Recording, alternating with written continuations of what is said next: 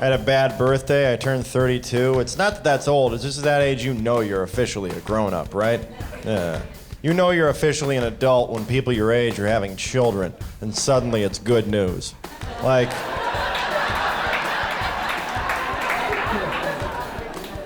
Your mom tells you your cousin's pregnant, but she's not whispering anymore. That's how, you know. Tonight on Laughs, we're bringing you the next generation of stand-up comedy. These are the comics all the kids are texting about. And I know what all those smiley face emojis mean. It's time for Laughs. Welcome to Laughs. I'm your host, Taylor Tomlinson, and tonight we've got our best show yet. These comics are headlining clubs all across the country, and we're bringing you their best stuff. This is Laughs. I'm noticing technology is really taking over. Like, is there any cigarette smokers in here? If you still smoke regular cigarettes right now, clap your hands. Getting cancer the old-fashioned way. Ain't nothing wrong with that, man. But the people that's bothering me is the ones that smoking these electric cigarettes. Because they so arrogant. I hate the arrogance that come with technology. Because they like, oh yeah, it's just so much healthier for you. It's better for the environment. I can smoke it indoors. I love my electric cigarette. I'm like, I hope you get caught outside while it's raining and get electrocuted to death. That's how I hope. Because it ain't no reason to be that arrogant, man. And then you know how technology works. Once something come in, it just take everything over. Don't let Apple get their hands on the cigarette, on the e-cigarette. Don't let Apple get that e-cigarette on their hands. Everybody gonna want one. Imagine 5 years in the future, ain't gonna be no more regular cigarettes. It's gonna only be them little electric cigarettes. And you at work, about to go on your 10-minute smoke break, so you grab your little e-cigarette, you finna go outside and go smoke. You got 10 minutes, you trying to get out there, you get ready to turn that boy on, you can't, because your battery at 4% now, right? And you need at least 5% to get a couple puffs off that boy, so now you tearing through the office, running in the office like, hey man, somebody got a charger in here I can use? No, that's a Marlboro charger. Anybody got a Newport charger? Anybody got a Newport charger? Them Virginia Slims, somebody got a Newport charger. You finally find somebody with your charger, you charge your cigarette up, you got about 15% left, you got 6 minutes left, right? You run outside, you getting ready to smoke your cigarette, but you can't, because you got to update your cigarette first. Now you got to run back inside, take all the music and pictures off your cigarette, put it on an external hard drive. This is so stupid. Run outside, you finally got enough time, you got about 15%, you done update your cigarette, you start to smoke your e-cigarette, it start raining, you get electrocuted, and you die right there on your cigarette break. That's how life works, man. Pinterest. I hate that website. That whole website's like, hey, remember all that stuff you couldn't do in 7th grade art class? Why don't you try it again? Yeah. Bust out some pipe cleaners, make some messes. Every time I come home, there's glitter on every surface. It's like I just missed the strippers. I'm like, where'd they go? Every day. Instead, my wife comes running up to me with like a mason jar. She's like, check it out. It's a mason jar. We're gonna fill it with different layers of colored sand that represent the different times of the year, and we're gonna put it on the middle of that shelf. What do you think? I'm like, I think you're 11. That's what I think. I was gone 8 hours. You need a new hobby. Can you build a shed? Is that on Pinterest? Why don't you build us a shed? For all these half-started projects you leave around the house. That would be nice. All these failure sticks. That's all I see. Failure sticks. All lumped together. Women always want to deconstruct something very unnecessarily. She'll be like, I need to turn this birdcage into a wine rack pronto. Like, why don't you just buy a wine rack? And more importantly, why do we have a bird cage just lying around? We don't own a bird. We've never talked about owning a bird. It's like me getting a doghouse and somebody's like, you getting a dog? I'm like, nope. It's gonna be a picnic table. One of these summers. I'll whip it up. If you're watching and laughing, go ahead and jump on Twitter and use the hashtag LaughsTV. Now let's head over to the Funny Bone in Columbus, Ohio. Here's Emily Galati. So happened a little bit ago, I had laryngitis. I thought I had laryngitis. I wasn't getting any better, and I wasn't getting any better because it turns out what I actually had was Medicaid, and they don't let you get better when you have that.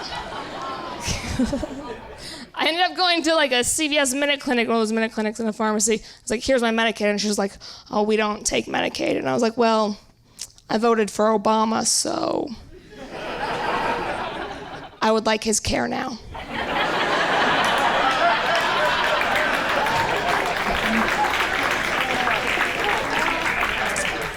And she was like, we can't take that. And I was like, yes, we can. Yes, we can. It's universal health care. The universe includes this CVS. And she was like, we can't take it. So I was like, fine, whatever. I have a show later. I'd be able to talk. I'll pay with cash. And she goes, oh, I'm sorry. We don't take cash either. Excuse me? Are you even open right now? What?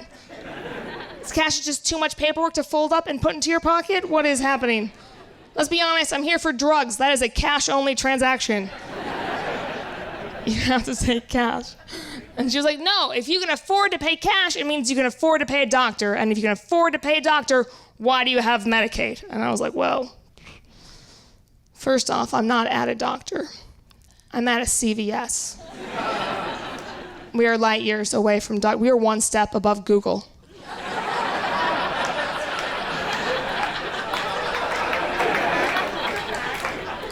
Right before I came here, I tweeted at Clooney. I was like, you used to play a doctor on TV. What do you think I got?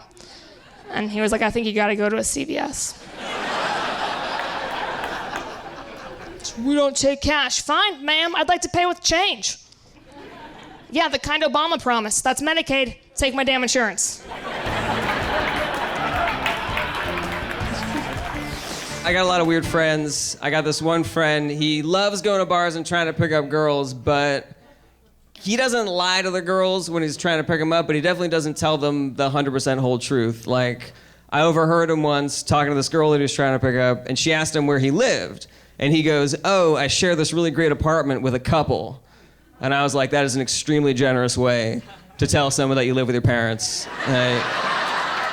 It's technically true, but I feel like you're missing some important information. I got this friend, he's an actor. He's on a soap opera right now. And soap opera is a great job for actors, but the problem is if they kill off your character, that means that you're out of a job. They didn't kill off his character, but they did put his character in a building that was on fire. So he's worried that that means that his character is going to be killed off. And to add insult to injury, they have asked him to come in and record the sound of his character screaming in this fire. So he's really worried. I told him, listen, man, if you're really that concerned, just scream like this. I think I'm gonna be okay.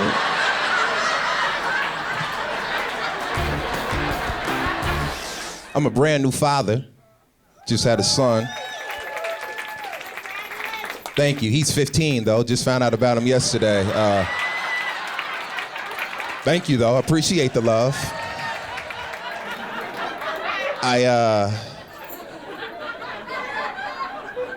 My son is masturbating now. I'm a proud father. I don't know. Mothers don't know when their sons start masturbating. Mothers don't ever know. Fathers, we know when our sons is masturbating because we still doing it. So we know the signs and symptoms to look for. We go for the Vaseline and ain't there no more. We like, Junior, bring the Vaseline back. Mothers don't never know when their sons start masturbating. Mom, this is how you know when your son start masturbating. The day your son is not scared to stay home by himself anymore is the day he start masturbating. It happens overnight. Like, son, I'm going to the store, you coming? Nah, Mom, I'm not scared no more. I found son out of whip Freddy Cougar's ass, Mom. How long you gonna be gone? How long you gonna be gone? Call me before you come back. Call me.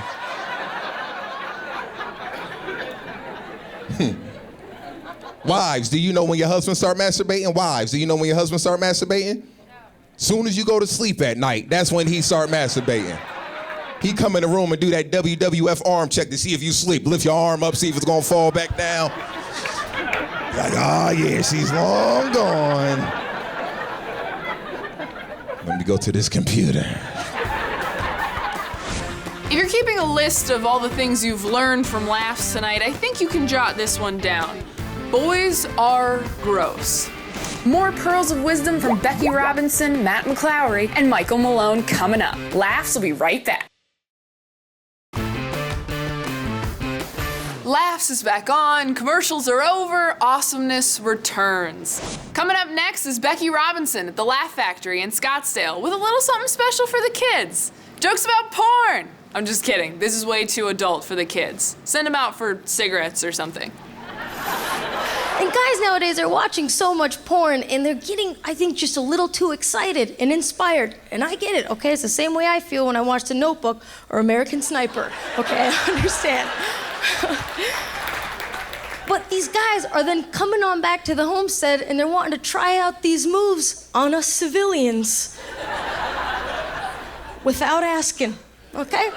I don't know these moves, and unless him and I kindled on the dance floor, I probably haven't stretched.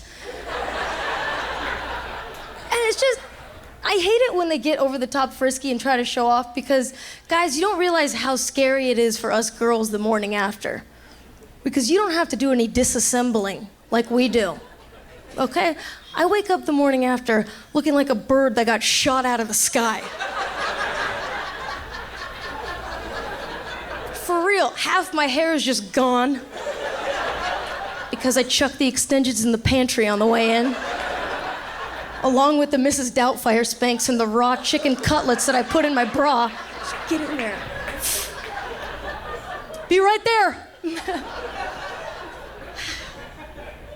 I don't want to wake up the morning after feeling like the abused little cat from the Sarah McLachlan commercials.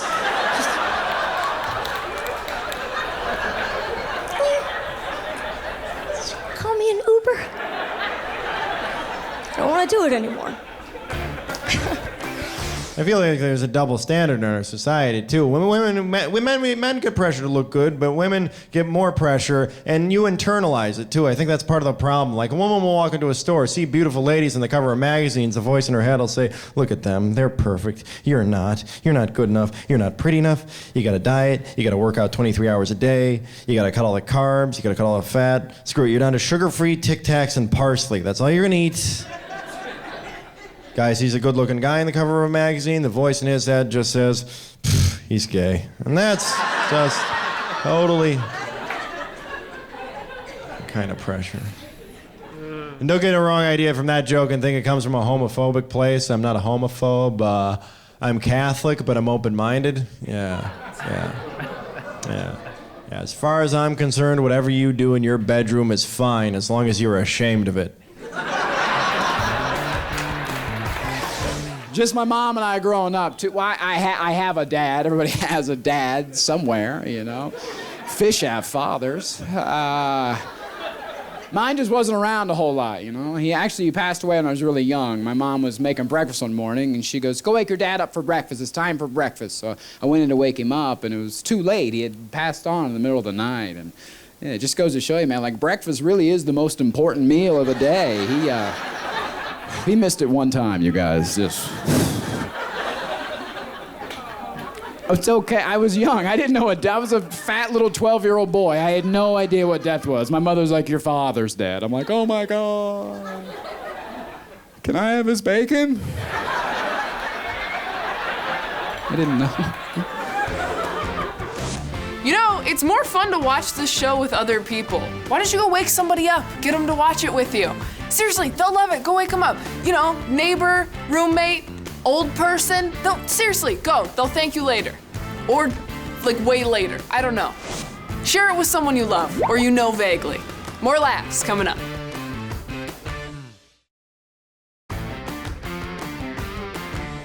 Welcome back to Laughs. Let's watch these comics do what they do best. Get drunk and complain about stuff. And by that I mean craft comedic observations of our shared humanity. Drunk. I'm just kidding, like 20% of them are drunk, maybe 70. Numbers aren't my thing, that's why I do this. Let's head to the Helium Comedy Club in Philadelphia, Pennsylvania. Here's Brett Druck. Love America's Funniest Home Videos, that's one of my favorite shows. But sometimes when I watch that show, it seems like they run out of footage of people getting kinda injured, then they start to use footage of people getting seriously injured. And they put a wacky sound effect over it, like nobody's gonna notice. I'm like, I think I just watched a guy get sucked into a jet engine. And they covered it up with boing. Doesn't seem right. I went to a psychic recently. That was cool. She was like, I see a Mrs. Brett Druck in your future. I was like, cool. I'm going to have a wife. She was like, no, you're going to become a lady. I always tell people all the time, the great thing about the East Coast is they teach you that life is full of disappointment and that you should never, as soon as you let go, the most free people here are the people that don't care. And you should stop caring. Never fall in love. That was stupid. I was in love with a lady once, and we broke up because we had a difference of opinion. I wanted to spend the rest of my life with her, and she never wanted to see me ever again. So I was told in adult relationships, you're supposed to be able to compromise, right? So I tried to compromise with her, but apparently the compromise between me wanting to spend the rest of my life with her and her never wanting to see me again is called stalking, according to New York City law. And don't even believe in what movies tell you. What do movies always tell you in the romantic comedy? What does it always say? Go to her. Go to her. Let me tell you something about real life. She does not want you to go to her. If you subscribe to our YouTube channel, you can get clips like this in your inbox every week. So much better than those Evites to baby showers you are never gonna go to. So stop asking, Lisa. I already got you a wedding present, okay? How many parties are you gonna have? Here's Mike Paramore. I'm old now. That's why I don't really vibe well with everybody else. Like I don't like texting females no more. Like I just don't have it in me. Like I don't speak good text language. Like it's irritating. I broke up with a girl because of a text message. She texted me, LOL, ILUTTYL. And I'm like, I am not in the military. I don't know what that means. Why are you texting me launch codes for no reason? Like what? Like, even if I was in the military, I wouldn't have clearance this high. How did you get in the military? I can't date somebody this frivolous with military intelligence. Tom Simmons recorded a very special message for you. Here it is. Don't turn it off! I'm coming up next. Well said, Tom. Well said. More laughs coming up.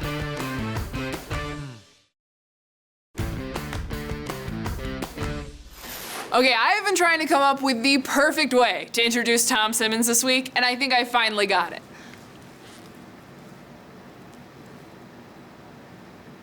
No, I lost it. It's gone now. Maybe next week. Here's Tom Simmons. Enough with the stand-up comedy. Here comes some sit-down comedy. And I'm about to get all up in it. So then, there's this. The mother of an 8th grader says that her daughter is being racially profiled by her Utah charter school because she's white and has dreadlocks. That's not profiling, okay? Her hair looks ridiculous from every angle. Casey Cunningham is the girl's name, and she was told that she has to cut her dreadlocks in order to stay in school, but her mother says that Casey wears those things for religious reasons that involve her spiritual journey with the Hindu faith. Nice try, okay? Now, Owen tried. The girls get to grow their hair long. How is that not sexist? Which is a good point, but it didn't work, okay? The principal says that they have a strict dress code that requires students' hair to have a neat, combed appearance and not be distracting in the classroom. Hair is a distraction? Come on. This is a charter school in Utah. Casey has fewer dreads than that Mormon kid has mommies. In their defense, how are the teachers supposed to teach Casey quadratic equations when she can't even keep her hair straight? Of course, what I say doesn't matter a bit, because Casey goes to a charter school. Private companies run charter schools, which mean they can basically do whatever they want. And I know this because before sending my son to a charter school, I did the research. I asked myself, do I really want to hurt my community and make the public schools worse by putting my boy in a school run by a for-profit company? And the answer we came up with? Yes. Yes, we do. Because I love them enough to screw over hundreds of faceless boys and girls. That's what being a good father is all about. Selling out your principles. Can I say that? Is that okay to say? You know, 100 years from now, they're gonna talk about this episode of Laughs. And you're going to be able to say, yeah, I think I saw that episode. Isn't that amazing? We took this journey together. Remember this. And let's do it again next week. Bye.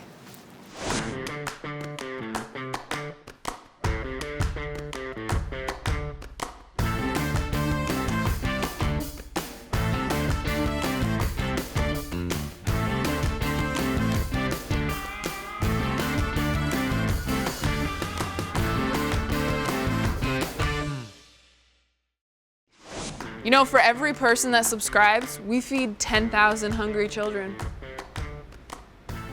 Oh, no, we don't do that. We don't, I'm sorry. Did you already hit subscribe? Damn, okay, it's embarrassing. You know what, I'm gonna go make my nephew a sandwich. That'll fix it, right?